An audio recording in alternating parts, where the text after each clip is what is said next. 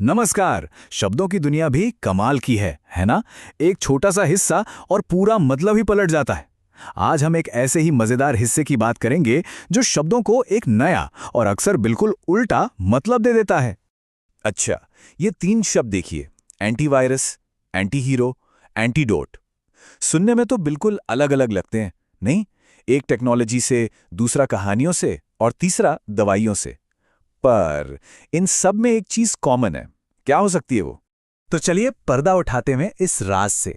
इन सभी शब्दों की जुड़ी है एक छोटा सा प्रीफिक्स या कह लीजिए उपसर्ग, और वो है एंटी। आज हम इसी छोटे से दिखने वाले शब्द की बड़ी शक्ति को समझेंगे। तो एंटी का सीधा साधा मतलब है खिलाफ या विरोधी। बस यही एक नियम याद रखना है।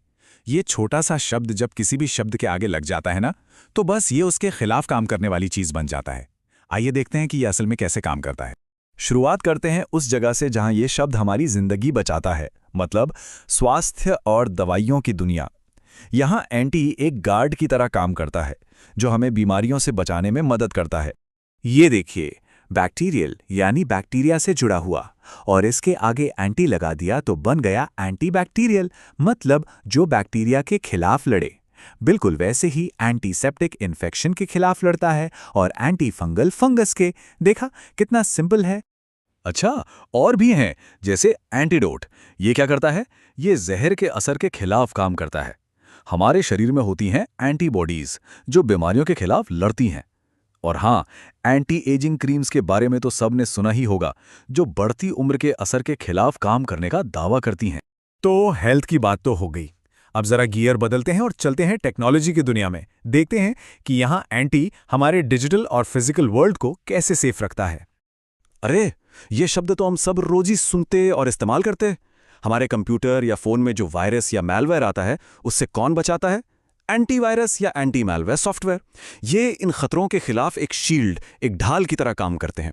और यही बात एंटी स्पैम और एंटी थेफ्ट टेक्नोलॉजी पर भी लागू होती है। लेकिन टेक्नोलॉजी का मतलब सिर्फ डिजिटल ही नहीं होता। हमारी रोजमर्रा की चीजों में भी एंटी मौजूद है। जैसे गाड़ियों में एंटी फ्रीज होता है, जो इंजन को जमने के खिलाफ काम करता है। चश्मों पर एंटी ग्लेयर कोटिंग होती है, जो तेज चमक के खिलाफ काम करती है। एंटी रस्ट पेंट लोहे को जंग लगने के खिलाफ बचाता है, और एंटी स्लिप टाइल्स फिसलने से। अच्छा, अब दवाइयों और मशीनों से हटकर जरा इंसानों और समाज की बात करते हैं। यहां पर एंटी का इस्तेमाल और भी गहरा और सोचने वाला हो जाता है। जैसे सोशल का मतलब होता है मिलनसार, सामाजिक, और एंटी सोशल मतलब जो समाज के तौर तरीकों के खिलाफ हो। इसी तरह जो भ्रष्टाचार के खिलाफ आवाज उठाए वो एंटी करप्शन कहलाता है, और जो युद्ध के खिलाफ हो वो एंटी वॉर कहलाता है। ये किसी सोच के विरोध को दिखाता है। यहाँ एक बहुत ही मजेदार बात है। एंटी का मतलब हमेशा सिर्फ खिलाफ नहीं होता, कभी कभी इसका मतलब विपरीत या उल्टा भी होता है। सबसे अच्छा उदाहरण है एंटी हीरो। एंटी हीरो का मतलब हीरो का दुश्मन नहीं होता, बल्कि वो एक ऐसा कैरेक्टर होता है जिसके गुण एक पारंपरिक हीरो से बिल्कुल उल्टे होते हैं। तो यहाँ एंटी का मतलब है ऑपोजिट। बिल्कुल। इसी तरह किसी कहानी का जो सबसे रोमांचक हिस्सा होता है वो है क्लाइमैक्स, और अगर अंत बहुत फीका या उम्मीद के उल्टा हो तो उसे कहते हैं एंटी क्लाइमैक्स। और हाँ, जो किसी भी तरह के लैंगिक भेदभाव के खिलाफ हो उसे एंटी सेक्सिस्ट कहते हैं। तो हमने कहाँ देखा एंटी को? हेल्थ में, टेक्नोलॉजी में, समाज में। इतने सारे उदाहरण देख लिए, पर इन सब के पीछे का नियम एक ही है, बिल्कुल सरल। और वो नियम ये है, एंटी का मतलब हमेशा खिलाफ या विरोधी होता है। हाँ, जैसा हमने एंटी हीरो वाले केस में देखा, कभी कभी इसका मतलब विपरीत भी हो सकता है, पर जो मूल भावना है, जो कोर आइडिया है, वो हमेशा विरोध का ही रहता है।